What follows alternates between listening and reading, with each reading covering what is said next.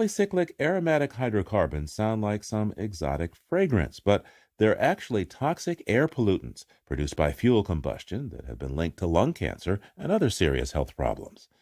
Currently, these compounds are treated as a local issue in places with smog and bad air quality, but recent findings suggest that these pollutants may actually travel long distances and affect people across the globe.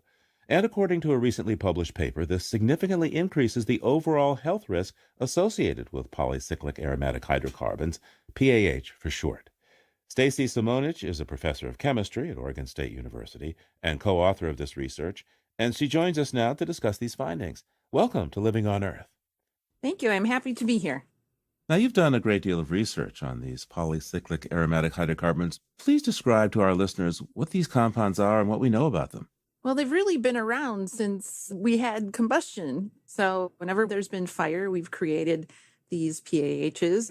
And so we're still learning about these compounds. We're still learning about how they move in the environment and what their effects on people and the environment are. Now, you recently published in the Proceedings of the National Academy of Sciences how these compounds move and how people are exposed to them in rather surprising ways, I think. So please describe this research and what you did find. Well, my own group here at Oregon State University, we've been studying air pollution and PAHs and how they move from source regions, including Asia and China, how people are exposed there. And we've been studying how they transport across the Pacific Ocean to the U.S. West Coast. So for about 16 years, we've been studying this transport, how much in the U.S. is coming from other countries, how much is from our own sources. And part of the discrepancy in this was that the measurements we were making at high elevation, remote areas were higher than the models predicted. And so this piece of work really puts together experiments in the laboratory, modeling and field measurements to come up with a new explanation for why these PAH concentrations are higher. So what did you suspect as the reason that these chemicals were being found in places that really didn't seem like that was the place you would find them? Well, there was some unexplained reason in terms of the modeling side.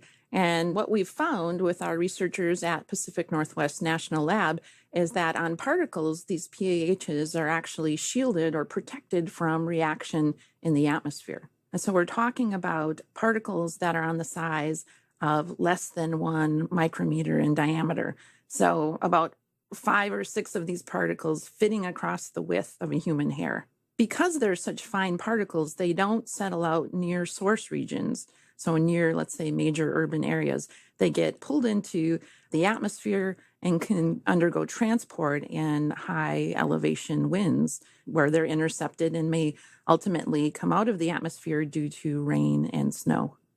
Part of your paper discusses what you call a shielding effect. What do you mean by that? So we mean that after a PAH is emitted on a particle from the tailpipe, that it can immediately be surrounded by atmospheric reactions that create a layer over these PAHs and protect them from reaction with oxidants in the atmosphere. So the end result is they travel long distances and don't degrade in the atmosphere. Where was the most surprising place that you found these cancer-causing chemicals when you did this research? So we find them in any place we look. So of course, whether it's a major urban area or on islands and also mountaintops at 2,700 meters. Actually, some of the places that surprised me the most, and over the years, we found them in Glacier National Park at relatively high concentrations, and we were able to link them to an aluminum smelter outside of the park. So how are people exposed to polyaromatic hydrocarbons that have been transported a long distance? In daily life, the main sources are diet and smoking and indoor air exposure, but through the long-range transport, it's just part of our outdoor air, and outdoor air becomes indoor air. So we know that polycyclic aromatic hydrocarbons are considered carcinogenic. I know there's a lot of focus on lung cancer, but what other cancers might they be connected with? You're right. This study focused on lung cancer, and that's because we have most of the data available around lung cancer and atmospheric particulate matter. But we're finding that PAHs have other effects on humans and other organisms, can include cardiovascular effects and even developmental effects when a fetus is developing. So there's a chart that comes with your study that shows that the level of risk is elevated on both coasts of the U.S. and much of sub-Saharan Africa. Why do you think that might be? Well, let's take the US as an example.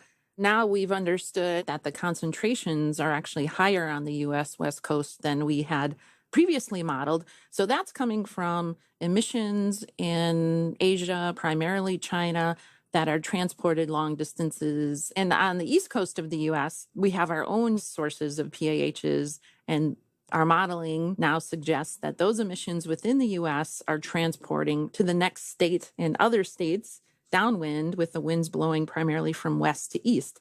Now, there's some articles about your research that have mentioned that new models which consider this long-range transportation of polycyclic aromatic hydrocarbons have predicted a 4 times greater cancer risk than previously. In fact, the risks now exceed World Health Organization standards.